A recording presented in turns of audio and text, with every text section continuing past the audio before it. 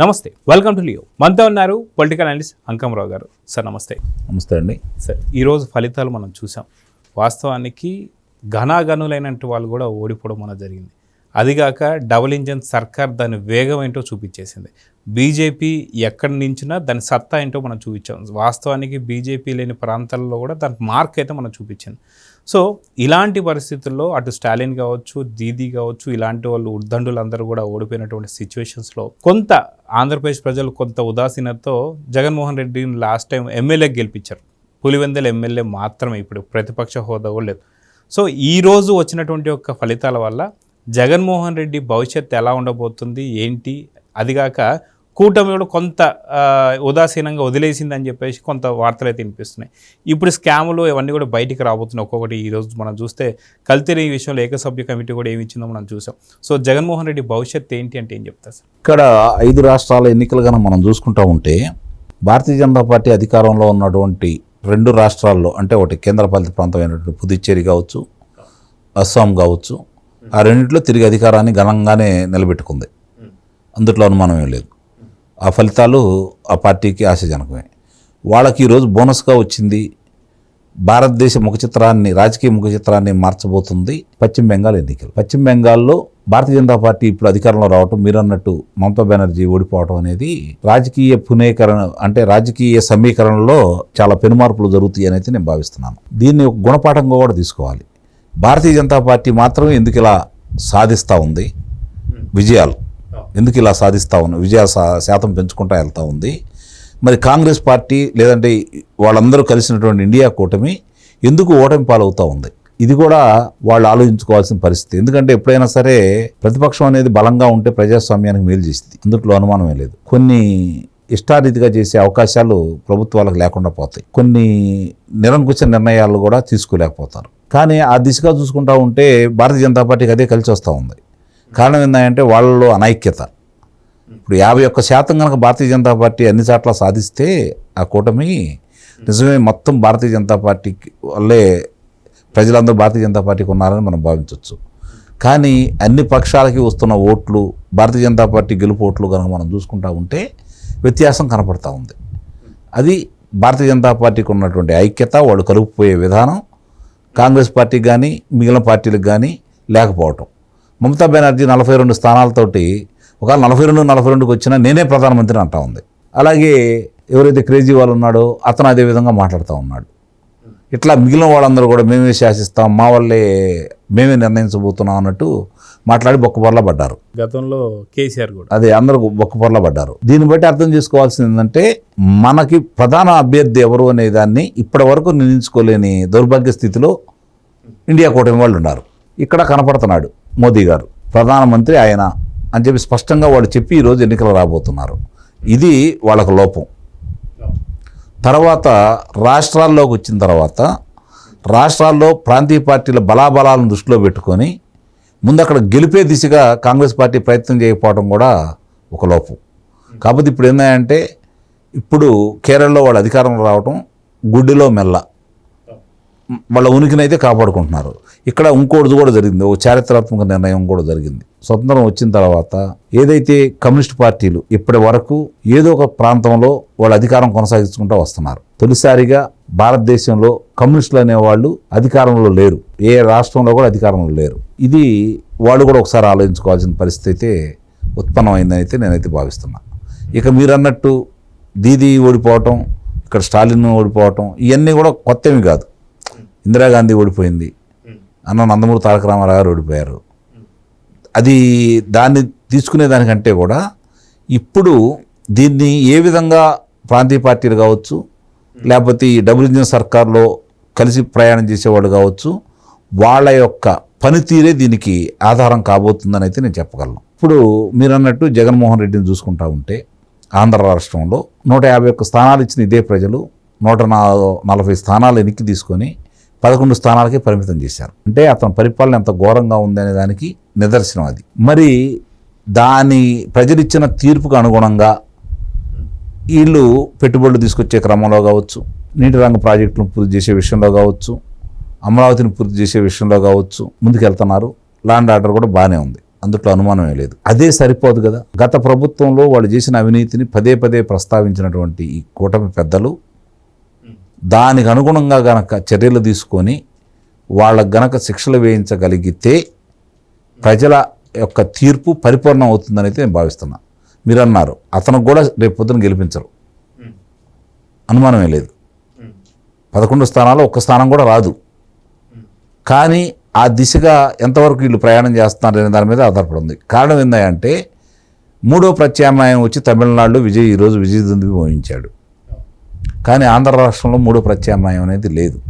ఆ 3వ ప్రత్యామ్నాయం ఏర్పడాలి అంటే 3వ ప్రత్యామ్నాయం రావాలని మనం కోరుకోవడం కాదు, ప్రజలు కోరుకుంటే పెను ప్రమాదం ఎదురవుతుంది. వాళ్ళు కోరుకోకుండా వీళ్ళు మంచి పరిపాలన ఇవ్వగలిగితే, ఇప్పుడు చూస్తున్నాం మనం, నిన్న విద్యాశాఖలో లోకేష్ బాబు తీసుకొచ్చిన మార్పులు కావచ్చు, ఈరోజు ఆ పిల్లలు 596 మార్కులు సాధించడం అనేది మామూలు విషయం కాదు.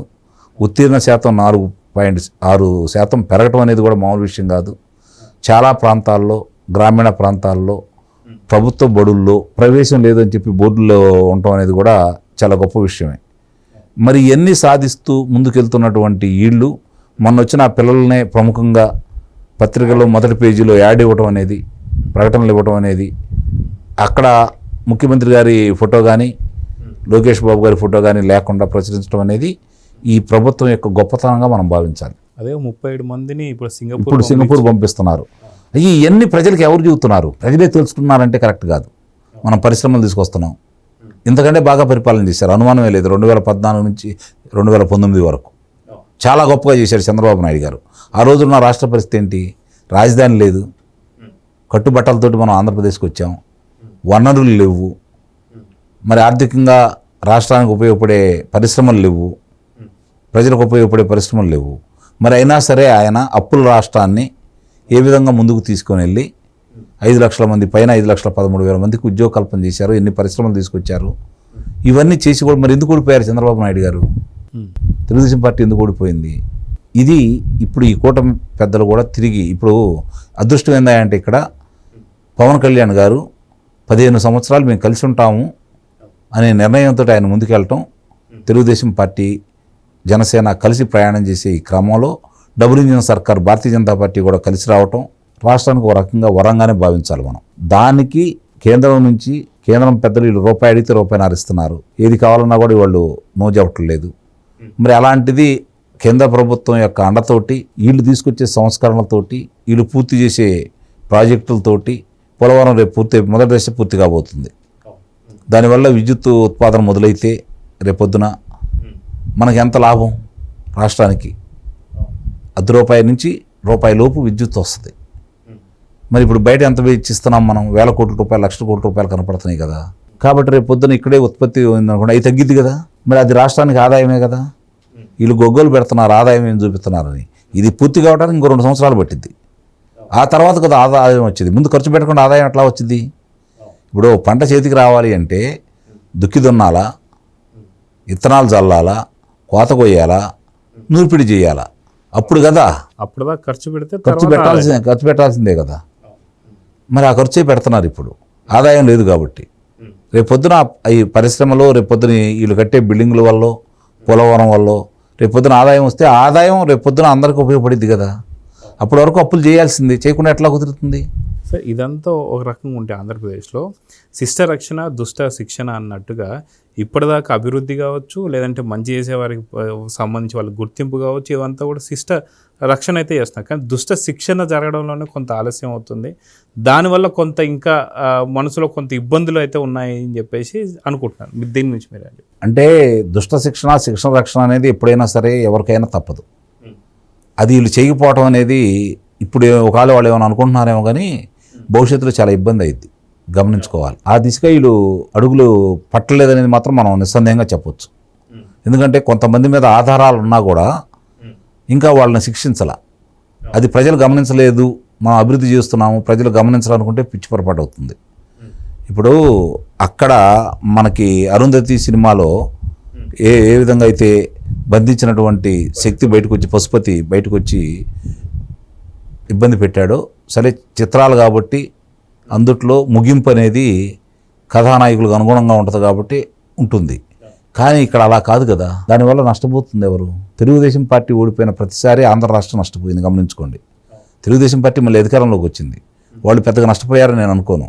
ఈ పార్టీ వాళ్ళు ఏ పార్టీకి వెళ్ళారు, పదవులు అనిపించారు, ముఖ్యమంత్రులు కూడా అయ్యారు, కాబట్టి వాళ్ళకి నష్టం జరగల. కానీ ప్రజలు నష్టపోయారు కదా, దానికి బాధ్యులు ఎవరు?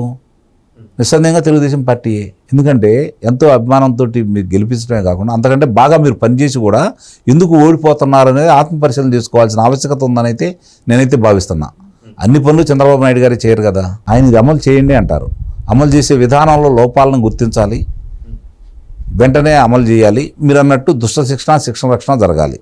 5 సంవత్సరాలు మీరు ఎవరైతే అవినీతి చేశారని చెప్పారో వాళ్ళు ఈరోజు కాలరేగరేసుకుంటూ సగర్వంగా రోడ్లెమ్మడి తిరుగుతూ అభివాదం చేసుకుంటూ ఇంకా రఫా చేస్తామని చెప్పని, గంగమామ జాతరలో పొట్టేళ్ళను నరికినట్టు నరుగుతామని చెప్పని, అలాగే రక్త తర్పణ చేస్తూ వాళ్ళ చిత్రపటాలకి వాళ్ళు ఇంకా విర్రవీగిపోయి ఇష్టారీతిగా మాట్లాడుతూ ఈ రోజు కూడా చివరికి చంద్రబాబు నాయుడు గారి చేతిలో మళ్ళీ గొడ్డలు పెట్టి వాళ్ళు ఏ విధంగా చిత్రీకరిస్తున్నారో చూస్తుంటే న్యాయస్థానం కూడా కన్నెర్ర చేసింది. ఇలాంటి కార్యక్రమాలన్నీ ప్రభుత్వానికి కనపట్టలేదా అని చెప్పని చాలామంది భావిస్తూ ఉన్నారు. అది సరిచేసుకోవాల్సిన ఆవశ్యకత ఉందని అయితే నేను నిస్సందేహంగా చెప్పగలను. అది చేసినప్పుడే వైఎస్ఆర్సీపీ పార్టీకి రాజకీయ సమాధి పరిపూర్ణంగా పూర్తవుతుందని అయితే నేను భావిస్తున్నాను. ఈ రోజు వచ్చిన ఎన్నికలతో ఎవరైతే ఉద్దండులు కూడా ఓడిపోయినటువంటి సందర్భం చూస్తుంటే రాబోతున్నటువంటి ఒక ఎన్నికలు ఏవైతే ఉన్నాయో భవిష్యత్తులో పులివెందుల పరిస్థితి ఏం కానుందంటే ఏం చెప్తారు? ఇక్కడ మీరు ఇందాక చెప్పారు, ఇప్పుడు అడిగారు. ఒక పులివెందులనే నేను ప్రస్తావించకూడదు. నేను ఇక్కడ ప్రజలు తీర్పు చెప్పాను. నేను వాళ్ళు రేపు పొద్దున వీళ్ళని కనుక శిక్షించగలిగితే నిస్సందేహంగా పులివెందులు కూడా కొట్టేస్తారు. వీళ్ళు పులివెందుల్లో కూడా తెలుగుదేశం పార్టీ కూటమి జెండా ఎగిరిద్ది, అనుమానమే లేదు. ఆ దిశగా వీళ్ళు పయనిస్తే మనం దాని గురించి మనం మాట్లాడుకోవాలి. ఆ దిశగా పయనించట్లేదు కాబట్టి రేపొద్దున జగన్మోహన్ రెడ్డి గెలుపుకి పెద్ద ఇబ్బంది ఉండదని అయితే నేను భావిస్తున్నా. వీళ్ళు కనుక చర్యలు తీసుకుంటే, ఎందుకంటే ఆ ప్రాంత ప్రజలు కూడా జగన్మోహన్ రెడ్డి పరిపాలన చూశారు కాబట్టి. జెడ్పీటీసీలో కూడా డిపాజిట్లు కూడా అదే కాదు, ఆ ప్రాంతం మొత్తం మీరు చూసుకుంటే 52 నియోజకవర్గాలు ఉన్న చోట 49 ఇచ్చారు వాళ్ళకి. పక్కన ఉన్నటువంటి నెల్లూరు జిల్లాతో కలుపుకుంటే 59 ఇచ్చారు 62 నియోజకవర్గాల్లో. ఇప్పుడు వాళ్ళకి 7 నియోజకవర్గాలు ఇచ్చారు. మరి ఇది పెనుమార్పే కదా. అంతకంటే ప్రజలు ఏం చేస్తారు చెప్పండి? పాలకులకు ఇప్పుడు మీరు చేయాల్సిన బాధ్యతను మీరు నిర్వహించండి, ప్రజలు వాళ్ళు చేయాల్సింది వాళ్ళు తీర్పు వాళ్ళు ఇస్తారు. ఇంత ఘనవి ఇచ్చిన ప్రజలకు కూడా ఇంకా మీరు న్యాయం చేయకపోతే ఎవరు చేస్తారు? ఇది ఆలోచించుకోమని చెప్పని కూటమి పెద్దలను కోరుకుంటున్నాం మీ ద్వారా. చూద్దాం సార్, ఖచ్చితంగా కూటమి ప్రభుత్వం తీసుకోవాల్సిన చర్యలు ఒకటి ఇప్పుడు బాకీగా ఉన్నాయి. ఎందుకంటే ప్రజలు తీసుకోవాల్సిన నిర్ణయం తీసుకున్నారు. సో రాబోతున్నటువంటి కాలంలో నిజంగా మీరు అన్నట్టుగా జరిగితే మటుకు పులివెందుల కూడా వైనాట్ పులివెందుల అని చెప్పి కూటమి అనే అవకాశం ఉంది. సో చూద్దాం సార్ ఏం జరగబోతుంది. నమస్తే. Please subscribe to Leo news for more videos.